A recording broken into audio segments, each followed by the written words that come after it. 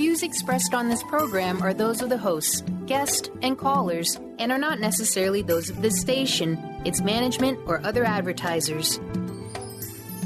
You're listening to Transformation Talk Radio.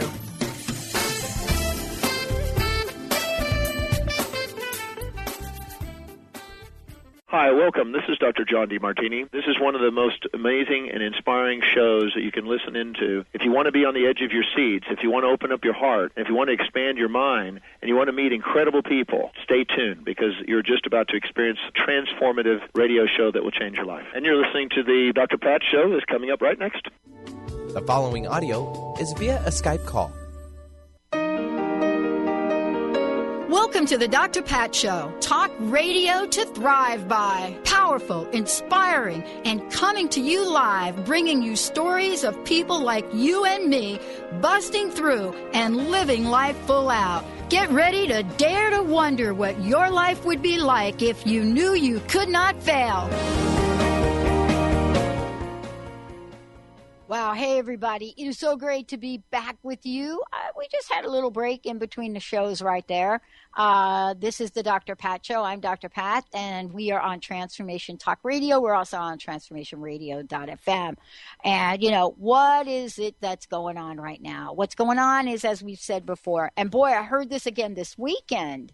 Yes, our theme is accelerated expansiveness. There's no question about it. And if, you know, you're tuning in anywhere right now, what you're really hearing is this idea of acceleration. But acceleration to what end?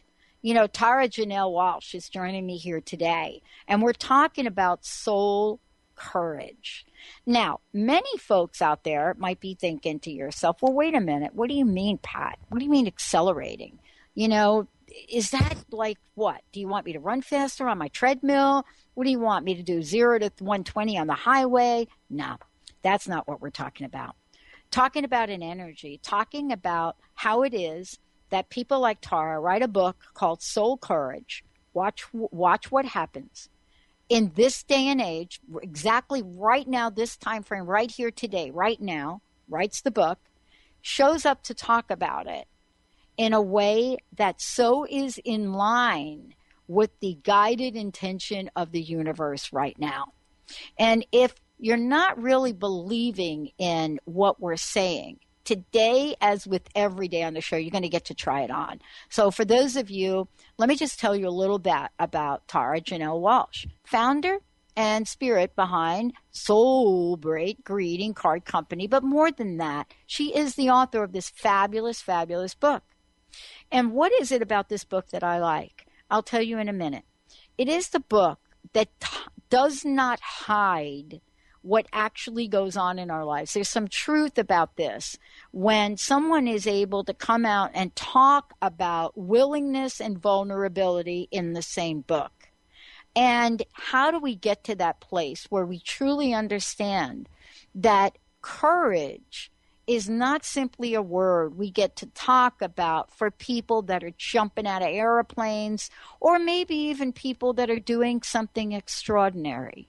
What is it about ourselves? What is it about our lives? What is it about this message that Tara is bringing forth that says, wait a minute, each and every one of us has the opportunity to tap into this energy, this life force, this soul connection, this level of teaching in order to do what? As we said before, raise the vibration of every one of us.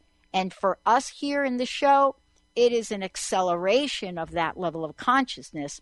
And so that's why the book comes forth. That's why Tara comes forth. That's why we have a conversation. The question is, though, as I know I've had to ask myself, am I going to show up?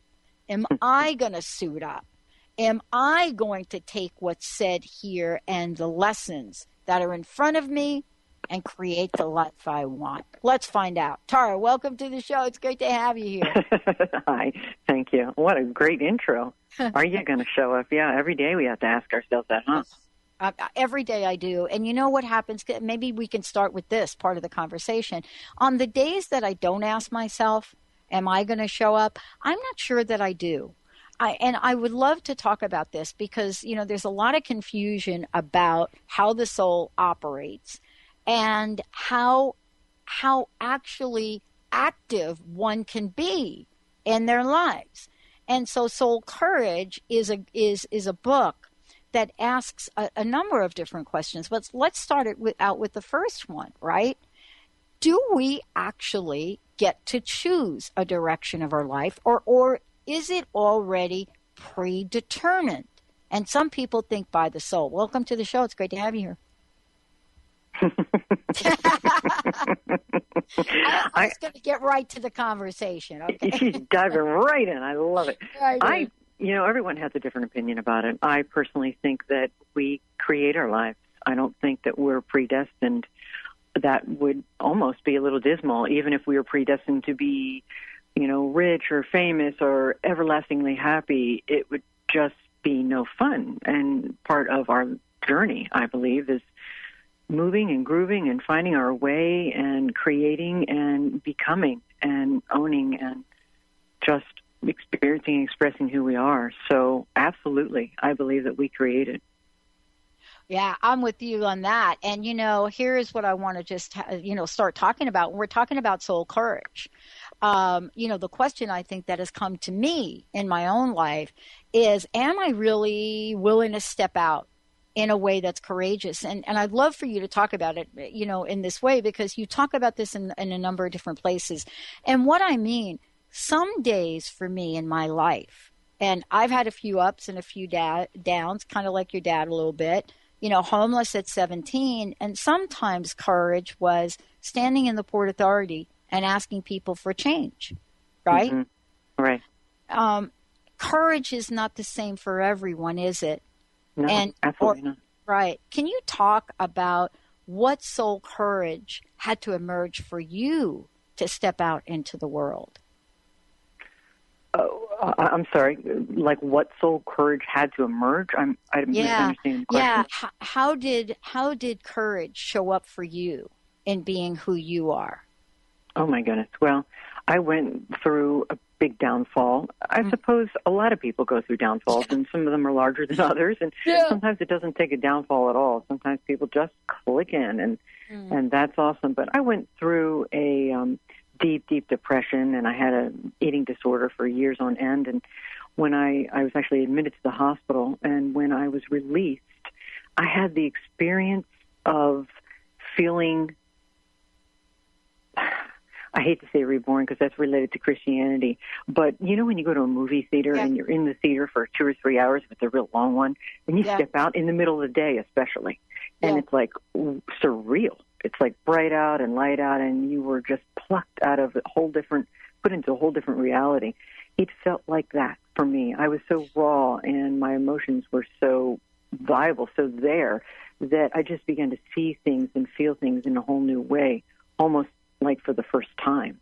I hadn't realized that for years I was numbing myself out, and I was distracting myself and doing all the things that we all do, until we catch ourselves, and we don't. But I was just so fresh out of it that I perceived people and life and things and emotions and myself in such a fresh way that it gave me courage. I was actually coming from a place of courage and didn't even realize it. I was just pure vulnerability. So that was my point. And boy, I'll tell you, I'm so glad that, you're sharing this, because I was so struck by the book and how you beautifully treat vulnerability in the book. And, also capturing, whether we're talking with you about Celebrate, whether we're talking with you about this book, Soul Courage, I love the question, what's it all about, Alfie, that you put in the book? And I'm thinking to myself, well, wait a minute. I remember that, and I remember that song. And I have to tell you, I remember crying when I heard that. I'm so fascinated with you picking that question. Well, don't we all? You know what? We don't all ask ourselves that. I think I will correct myself in that moment, and I think that is one of, I believe, life's most important realizations. the moment that we come to an awareness in our life that we realize we're not just a body moving through our days, getting our paycheck on Friday, eating dinner, waking up, taking a shower, that's not who we are. When we stop and we have enough awareness to literally ask ourselves whether we say, what's it all about? Alfie, whether we're asking that specific question or we're just saying, who am I? What am I doing here? What is this really about? Because it can't just be about the skin and my haircut that's horrible and my, boss that's, wonderful, or the paycheck I'm getting. It can't be about these things. It's got to be about something more. So, yeah, that's an important question. Yeah, it is. And I'm so related to it because I remember, old school movie, for those of you that are not sure what we're talking about, but the song is just amazing, but thinking about being at a very young age in my life and actually watching that in my heart, it's a gut-wrenching kind of thing. And, part of this is really looking at soul courage and looking at courage. We're going to take a short break. When we come back, I'm going to talk with Tara about this idea of courage. Now, look, I'm going to make a statement to everyone listening to the show, and we're going to talk about what this might mean to you. Most people live in fear. Most people live in fear. When we come back, we're going to talk about that. But why do we do that? What is it that we're really afraid of? Or what are we holding back from experiencing? Well, I got to tell you, Tara covers that and a ton more in this book, Soul Courage. Watch what happens. Tara-jenelle Walsch. We're going to take a short break, everyone. Soulcourage.com is the website. Yep. What's it all about? We'll be right back.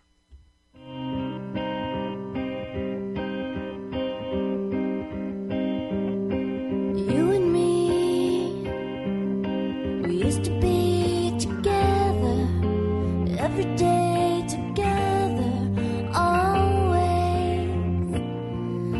I really feel that I'm losing. There are so many resources out there for meditation. But did you know that Atana's Heart Earth Healing Meditation is available for you for free? Yes, that's right. You can receive this free healing meditation today from Atana Vadili. All you need to do is visit his website, atanamethod.com. That's ATAANA method.com. And sign up. You will receive your free meditation instantly. That's atanamethod.com. If you're one of the millions of Americans suffering from anxiety, you probably know how powerless and out of control this emotion can make you feel. This is why it is so important to remember that anxiety is created by your mind, which means that you can learn to use your mind to uncreate it. Hello, my name is Dr. Friedman Schaub. My award-winning book, The Fear and Anxiety Solution, provides you with a step-by-step breakthrough process to understand and resolve the root causes of your anxiety and build a solid foundation of confidence and inner peace. If you are ready to take your power back, visit thefearandanxietysolution.com. That's thefearandanxietysolution.com, or call 866-903-6463. That's 866-903-MIND. Tune in to Lucid Planet Radio with Dr. Kelly Neff. This hit show will illuminate your senses and empower you beyond your daily stressors and hardships. Renowned psychologist and author Dr. Kelly will captivate you with far-reaching topics and amazing guests as you wake to the greatest version of yourself. Learn to tap into your intuitions, think critically about our world, heal emotional and psychological wounds, and follow your passions to live your dreams. The Lucid Planet. Welcome home. Visit lucidplanetradio.com for more information.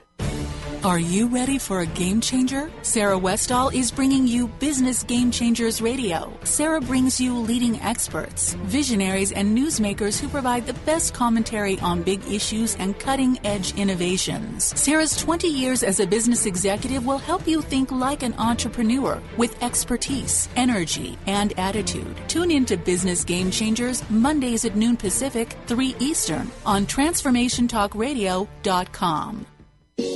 Almost everyone at some time in their lives ask themselves, what am I? Most of our questions are ego-generated and simply don't address the problem of our false self. It's time to relax your ego and embody your soul.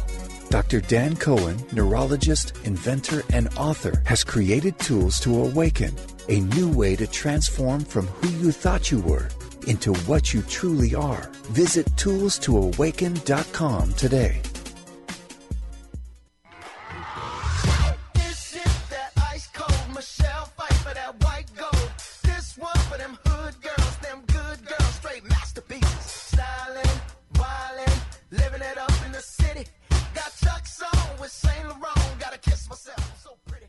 Hey, everybody, welcome back. And by the way, we have a copy of Soul Courage to give away to one of our fabulous listeners today.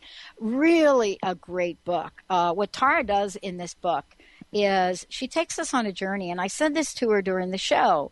I said that, the section that she writes on vulnerability is one of the best conversations on vulnerability that I've come across on my desk.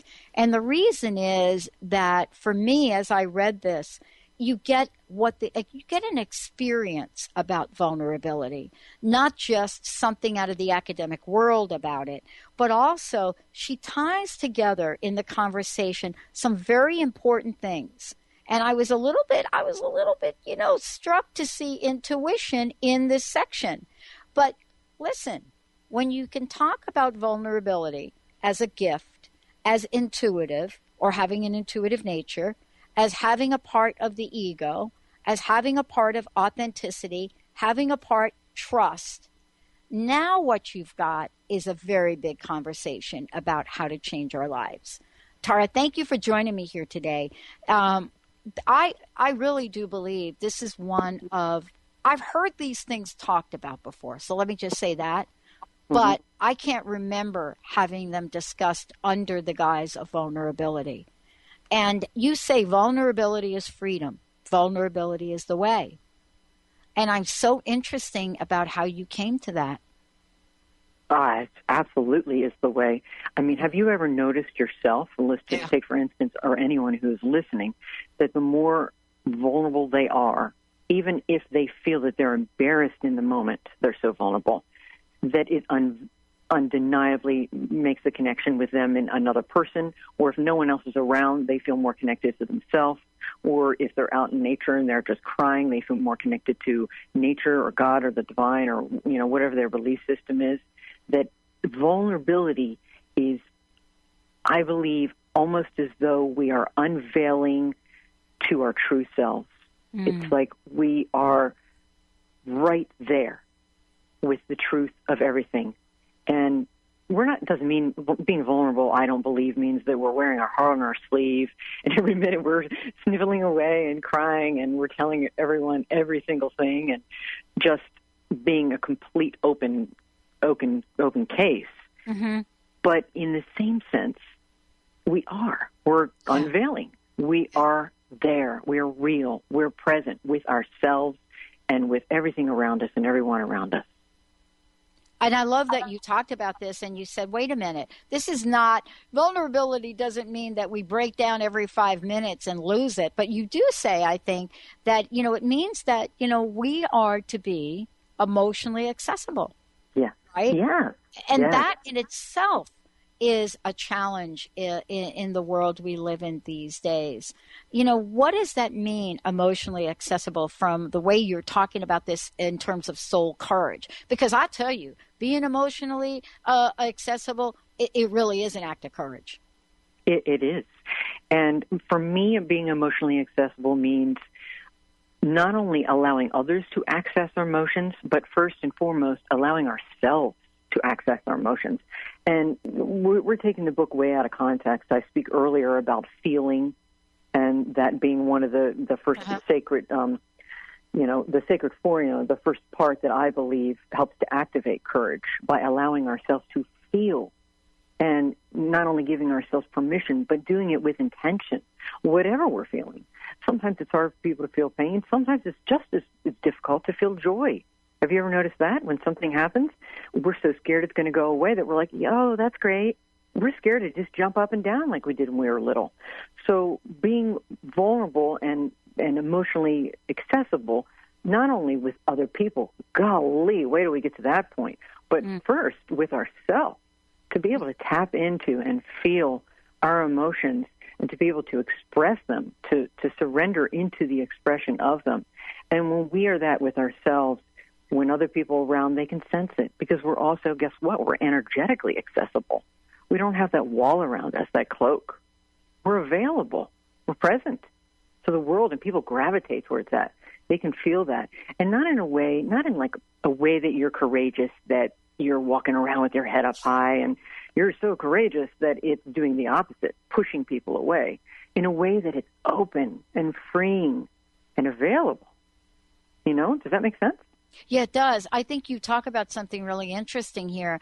You know, you talk about, and I hope I don't totally misquote you, but you talk about the idea about distraction and protections and that they're no longer needed. They are no longer needed. Oh, my gosh. Are we not so distracted in today's world? Oh, my gosh. It's gotten even crazier with the iPhones and just all the things, the every minute tweeting and the iPads and the Facebook, and which are all wonderful tools for connection, but within limits, right? Everything within balance. So we are a distraction society for sure. Yeah. I mean, it's kind of like, wait a minute, let me watch TV, have the radio on, and, let me play Puddin' Pop while I'm at it.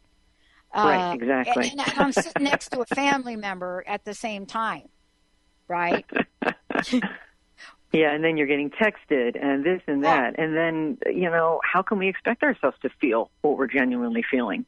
How can we expect ourselves to not just automatically be pushing it away? I mean, these are all, I believe, forms of protection. Yeah. These distractions, I call them resistance techniques. Mine was food for years, the withholding of it and the using of it. Pick a card, any card. It can be anything, overworking, texting, like we were just talking about, the TV, gambling, drinking, anything even small. Sometimes just I find myself buzzing around the house doing laundry and things, and I'm just using that as a resistance technique. So it doesn't always have to look like something that someone's going to go, be pointing the finger at, like you're smoking or something. Yeah. It's just amazing what we can do to just hide from ourselves and hide from others. And, one of the things you say in the book, I'd love for you to talk about this a little bit. You say, look, we can feel our way back into invulnerability, feeling your way back into invulnerability. And I went back and I read that a few times. And I said, I've got to ask her about that, feeling your way back into invulnerability and what that means. Well, what it means to be invulnerable is when we submerge ourselves, when we surrender to fully being vulnerable to the point that, once again, we're not laying on the ground and crying like blubbering idiots. I don't mean at that level of vulnerability. I just mean there's nothing to hide. What you see is what you get. WYSIWYG, the old, acronym. Yes. But, we are so who we are.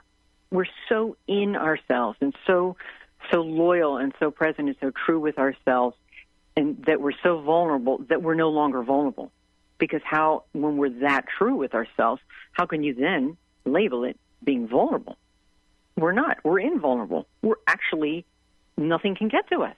We're so vulnerable that we're not vulnerable anymore. We're actually now rendered ourselves invulnerable. So we find our way back to what we've always been and what we started out as a soul and as a baby and as a child, until we kind of skirted and moved our way around the world and started protecting ourselves with all the things that, came against us, and were taught certain things by our parents and society. Yeah. Does that answer your question? Yeah, isn't this really, now let's take a look at something in particular, which I was talking about during the last show a little bit, and that is social media, in particular Facebook.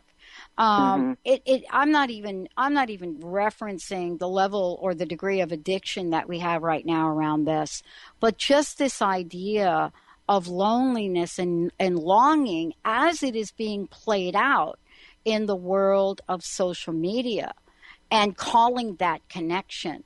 How have we lost sight of what true connection is? Yeah. It really is. It's actually sad when you say it that way, but in the same sense, by gosh, thank goodness we have that. But let's not rely on that. That's my personal fear. Not that I want to live in fear, but that's my concern. It's great. It's a wonderful tool. It's a wonderful thing to keep in contact with others with. But let's not just make that our sole force then, and never leave the home and never open up to others. Right? Oh, my gosh, yeah. Yeah, and this now talks about one of my favorite topics and conversations. We're going to take a short break, and when we come back, we're going to talk about, the relationship between vulnerability and trust. That is a word, trust. It is something that we've heard many, many places in our lives. And, does trust have 50 shades of gray? Does it really? And what if we believe it does? What are we willing to give up, and what are we willing to accept? We're going to take a short break. When we come back, we've got a copy of the book to give away. Taking your questions, comments, 1-800-930-2819 if you want to give us a shout back. If you want to find out more and get your own copy of the book, well, first of all, the book is pretty much anywhere, but you can go check out the many, many things Tara's up to. Go to soulcourage.com. When we come back, vulnerability and trust. Yep. What has trust got to do with it? We'll be right back with the show.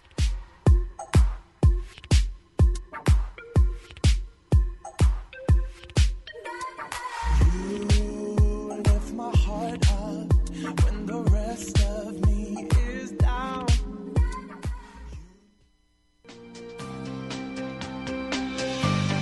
Tune in to Sheer Alchemy with Leslie Fontaine on TransformationTalkRadio.com and get ready to stir up your passions, identify your blocks, and shift into an entirely new existence. Leslie Fontaine is a transformation catalyst and clairvoyant who uses her intuitive and energetic gifts to catapult listeners into living the life they were born to live. Whether it's shifting from scarcity to abundance, from emotional pain into joy, or from illness into health, Leslie will help you step into the true essence and power of all that you are with the help of the Ascended Masters and Archangels. You will not be the same. Visit TransformationTalkRadio.com for show dates and times, and LeslieFontaine.com to say yes to explosive abundance.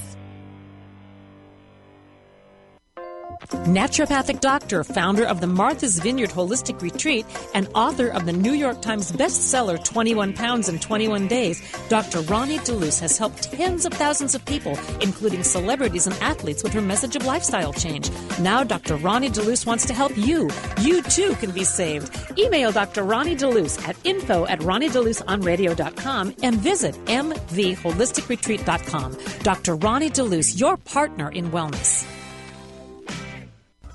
Called the Oprah of radio by her listeners, award-winning host Dr. Pat Baccili is blowing the doors off of traditional talk radio. Get ready for an energizing delivery and powerful interviews with leaders in the field of human potential. Dr. Pat's fresh, new perspective on living life full out has catapulted her show to the top of talk radio. Tune in and Dr. Pat will help you thrive instead of merely survive. Visit thedrpatshow.com. That's THEDRPatShow.com for listening times in your area. What if your body and mind were the compasses to the secrets, mysteries, and magic of life? Glenna Rice, co-host of The Questionable Parent, is inviting you to access all that is possible. Glenna is a 10-year certified veteran access consciousness facilitator who offers an amazing variety of life-changing classes and workshops. Work with Glenna from anywhere with teleclasses and workshops all over the globe. To learn more and see Glenna's current schedule of events, classes, and workshops, visit glennarice.com. Get into it for 2016. Do you want more prosperity, clarity, energy, and balance in your life? Join Lynn Brown now through March for one of her amazing workshops, each focusing on a key part of living your best life. For more information and to register for one of these amazing workshops, visit lynnbrownevent.com. That's lynnbrownevent.com. And get into it this 2016 with Lynn Brown.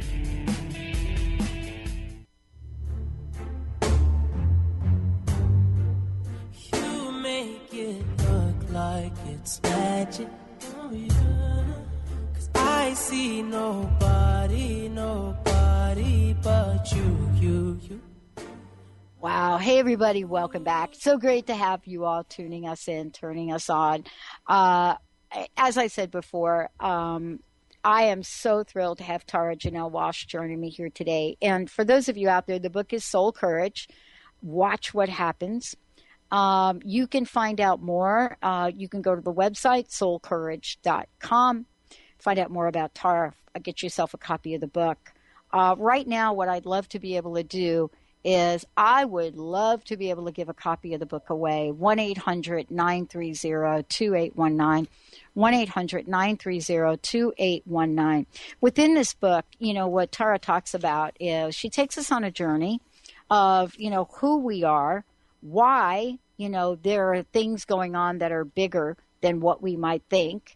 And there's a sacred formula, which we're also going to talk about here today as well. But vulnerability is something that doesn't get talked about very much. Tara, before I was saying, vulnerability and trust. And you actually do talk about trust in the book in terms of vulnerability. What does this mean? And is trust being redefined in the world that we live in? For me, being vulnerable, whoa, did you see how vulnerable I was? Being vulnerable and involves trusting. They're one in the same. It's almost as though that we have to trust ourselves and life and whatever is all around us, whatever is really happening, the energy of life around us. We have to be able to trust enough in that to be vulnerable. But yet we sometimes feel that we can't be vulnerable unless we trust. So it's like this bizarre catch-22. You can't get there without going there, but you have to trust that going there will get you there. I believe that it's all about just melting and relaxing into your soul courage. I believe that will get you there. That trusting that no matter what, we're going to be okay. Have you ever had a really tough month? Remember in the old days when you were on the street and working at the hot dog stand, as you were just telling me? Yeah. In the back, as hard as it may have been, as hard as the day may have been, in the back of your mind, when you laid your head down, even though you were scared and had your fears, you knew in the back of your head that everything was going to be okay. Didn't you? Or did you not? Yeah. Maybe you didn't. No, I did. I really did. I really did know everything was going to be okay. I didn't know exactly how it was going to be okay. But right. I did. At the end of the day, I did. And I have to tell you, I love that hot dog job, by the way. I love that job. Well, the hot dog job aside, the feeling of somehow knowing it's going to be okay, that feeling is derived from a place that can't be explained because we don't know how, but we know it is. That, I believe, is coming from the courageous part of us, the soul part of us that just knows. Instead of wondering and being scared and scampering around and saying, but how, when, why, to just trust and to fall into that because our soul will never leave us. It can't leave us. It's not because it doesn't have a choice. It's because we are its choice. Yeah. It chose us. It is us. So it's not going to let us down. Even if our physical body dies, we're still our soul. So trusting that whatever path we chose for ourselves in this lifetime is the right and perfect and correct and joyous and path, whatever path we're on is the path that we're supposed to be on. Trusting that opens way for vulnerability because then we're no longer as scared. Being vulnerable, usually people are scared to be vulnerable because they're scared of the consequences. What if I make an ass of myself? What if no one loves me? What if I'm not approved of? What if I lose my job? What if I get abandoned? What if my husband leaves me? Whatever the thing is, it's fear that we're scared of. We're scared of being completely stripped down to who we really are with the fear that we're not going to survive. Yeah. How are we going to do it? But if we just trust that we're always surviving because we're our soul, we're not our body. Even when we die, we're still existent. If we can trust at that level. Now, I know that may be a huge, broad statement to some of the listeners out there. They're probably rolling their eyes back. Oh, really? That's what I believe, though. I really do love what you say about this, and especially what you've written about it, because we are getting, I see these as the soul's indicator that we're starting not to trust. And I'll tell you what a couple are and have been for me. One of them is doubt. Everyone likes to talk about fear. I like to talk about doubt. I'm not sure, I know they're cousins, but I'm not sure the difference. I just think that doubt shows up in so many different ways that are so subtle, let's say. Subtle is the word that comes to mind. Whereas when I'm afraid, I'm telling you, I'm afraid. I know I'm afraid.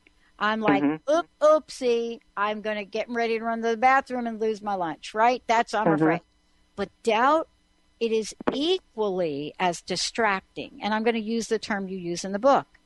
And I want to talk about that. There must be a reason doubt shows up in our consciousness, but it certainly, I don't think, is to help us with our soul path. It may be to get us back on it. How do you view doubt in looking at soul courage? I'm not sure why doubt shows up so much. And, it does for everyone. It does for me all throughout the day. I mean, the more aware I am of it, the more I'm like, there it is again. But the cool thing I find is that the more I am aware of it, the more I can not allow it to feed off of itself or feed off fear and, become an energy that is so big that it's now conducting my life. Yeah. So the more I reach that space of awareness, then I can immediately, when I feel the doubt, like even before this call, I'll be vulnerable for a moment. Of course, I'm like, oh gosh, I don't know anything about you or what the listeners are going to think. So I'm thinking, are they going to get me, or am I going to be able to smoothly speak my message? And I'm having doubt. But now, as soon as I have them, maybe one day I'll be evolved enough that I don't have them, or I'll catch it before it happens. But as soon as I have them now, I go in with I bring my courageousness up. I just trust. I go within my trust and my self-intuition, and I say, come on now, Tara, come on. And I just bring that to the forefront. I bring that energy out, and doubt melts away. I know it doesn't always work when it's a larger situation, not just radio interview. If I were going to do something bigger, then it would probably be, a full-blown meditation. Who knows what would happen? Maybe I would just be walking in doubt. But it does pop up. It's interesting. And the reason that I bring it up, because, part of the conversation and part of what you talk about in Soul Courage is, part of the idea of trust is we have to trust ourselves. And you really talk to intuition several times in the book, actually a lot of times in the book. And, intuition playing that role in our lives that not only can guide us beyond the fear and the doubt, but also to help us set powerful intentions. What's the difference in your mind, Tara, between, waking up today and setting an intention to take a shower, and waking up today and setting an intention for something that is going to help us create a better world? Are there differences? And I guess the question is, I believe each and every one of us has the opportunity to do things in this world.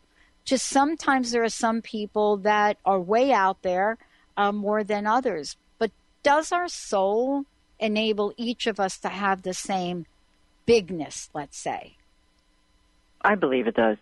Mm-hmm. I don't believe people were handpicked by who.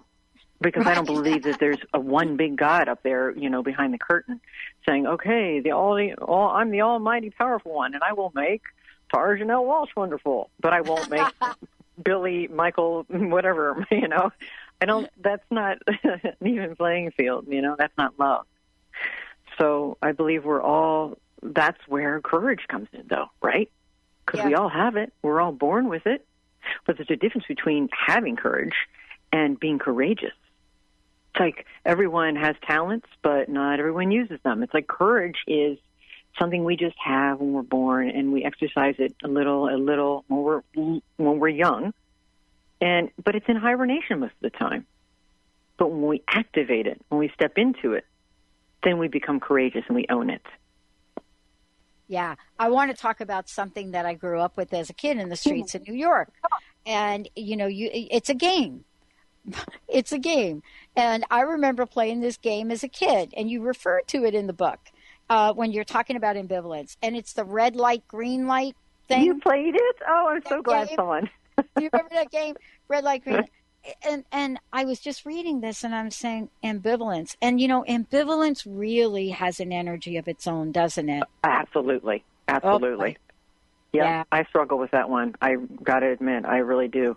I come on strong. I wake up. I have a good day. Like you said, I set my intentions. And, maybe something will happen even in that day. Maybe I don't even make it through that day, where then I'm like, oh, I don't know. Or maybe I'll make it through a couple days. But then something will happen, and it makes me ambivalent. Luckily now, I'm on to myself. So I'm like, come on, you're going to confuse the universe. You could be sending all these strong vibes out, and, having this energy towards this one thing. And they go, oh, no. What's it going to be? Kid.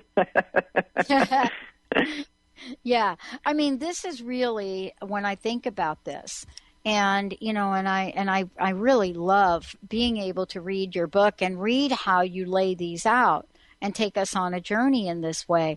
I want to ask you about this. We can sit down, and people have talked about this a lot, Tara. They've talked about, man, that vision board that I did, it never happened. And yet, I will tell you, I did a vision board, and the minute I put my vision board up, one of the strangest things on the vision board actually happened. And I really didn't quite understand till years later what you're talking about here, when you're talking about this idea of belief and conviction. It's one thing for me to believe in something. It's another thing for me to have a loosely energetic sense of whether that thing is going to happen. Aren't there differences, really? Yes. And in fact, I would even go so far as to say not even loosely energetic.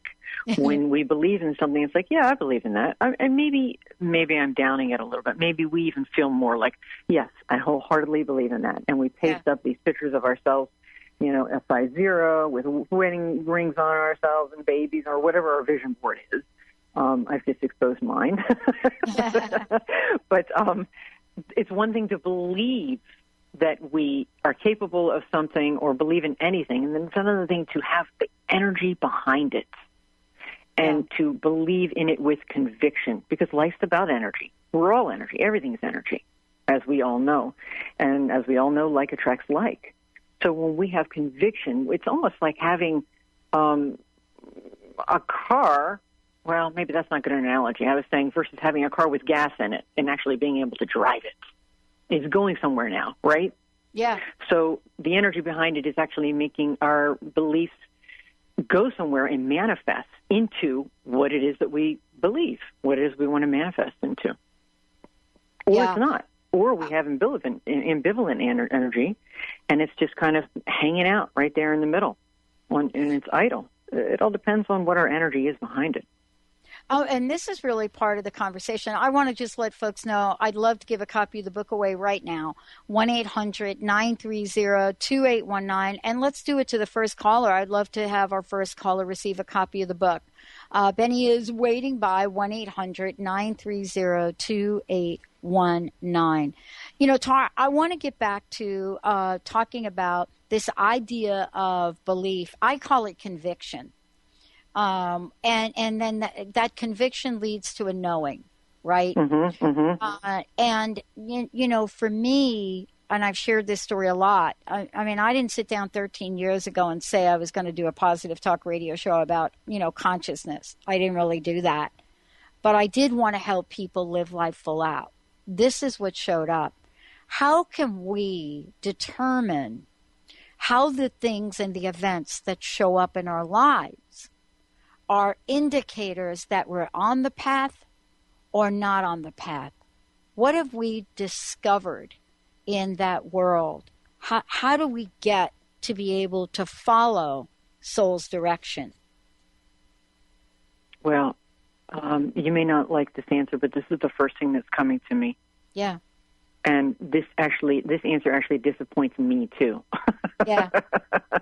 Sometimes we don't see the signs. I mean, I believe there's always signs. I believe things are always happening behind the scenes, if you will, or on an energetic level, invisible level.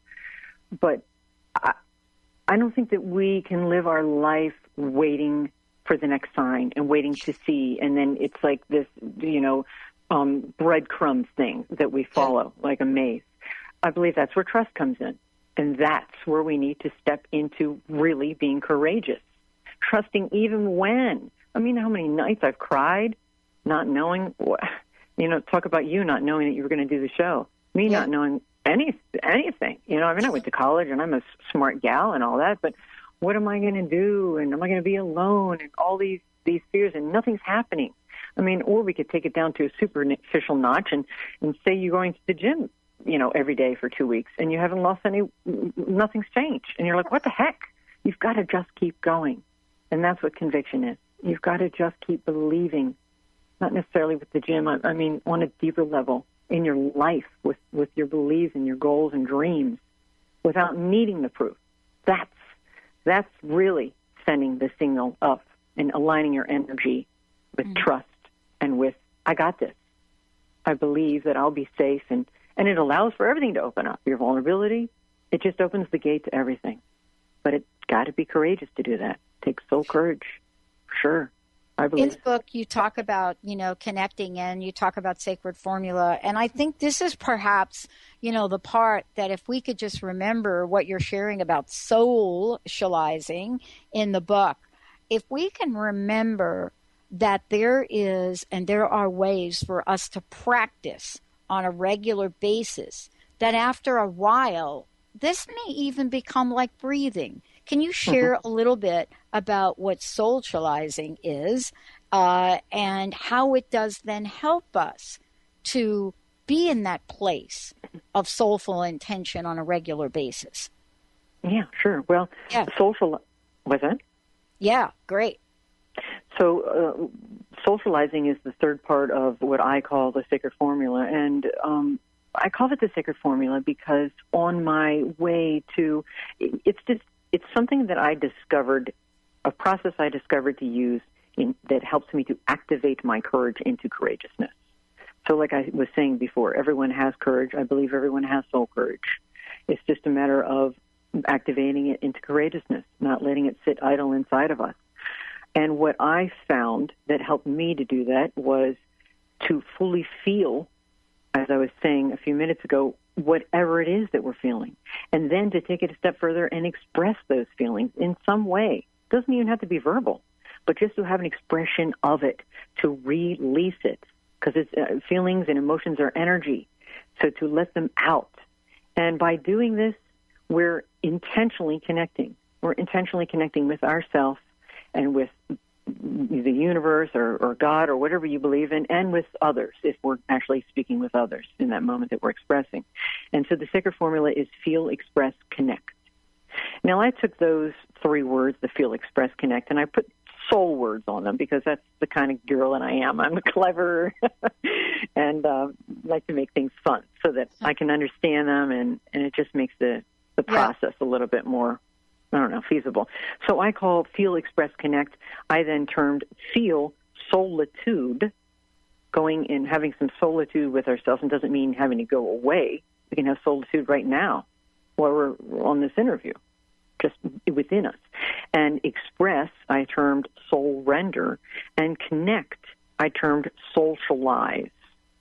And let's see, what was your question again? How does socializing help us to... I think that for a lot of folks is that, we can point to the reason that why, someone's vision board works, someone doesn't, but we don't have a tool, or we don't learn tools. And what you've described, at least in my view, is in this part of the book, is you're really giving us a formula. And you're saying, look, if we can pull these ideas together and maybe get into a practice on a regular basis, maybe this would be more like breathing. Maybe we'll just wake up some days, right, Tara? And we are going to know, boom, I'm waking up today and that's what's mine to do. It just becomes part of those days. Exactly. Right. It just becomes part of who you are. When something works and something feels good and you feel freedom from something, which I do, from feeling, expressing, and connecting, it becomes part of who you are. And it is like breathing. It's not. Sometimes it's not. I'm not going to act like everything's easy in my life. Believe me. Sometimes I have to intentionally stop and feel, like I realize I'm resisting something. Yeah. So I have to take myself through the process, through the formula, whatever you want to call it.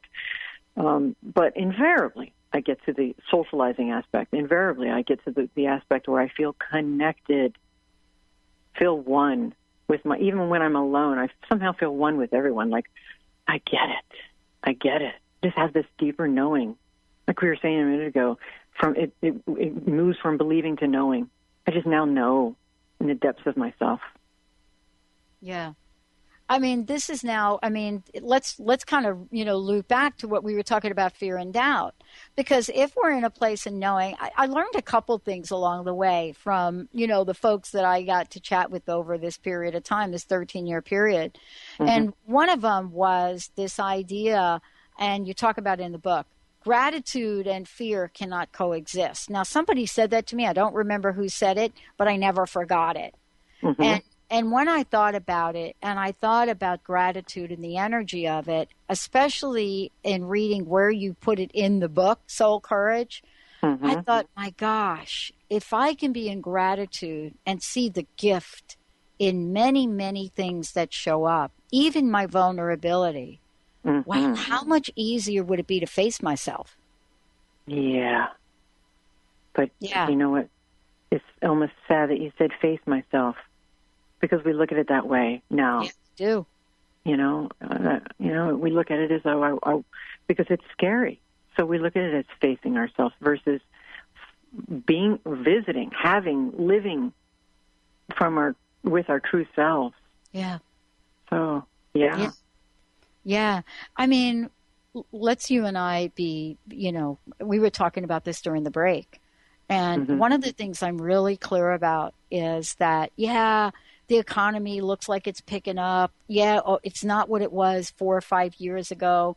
8 years ago, people were losing their jobs, losing their homes.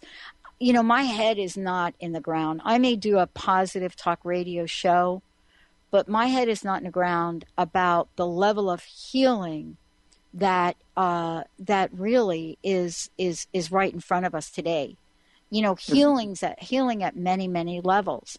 I wanted to ask you about this from a soul's point of view, because we do talk about healing. We talk about healing, from our wounds, from our past, from our losses.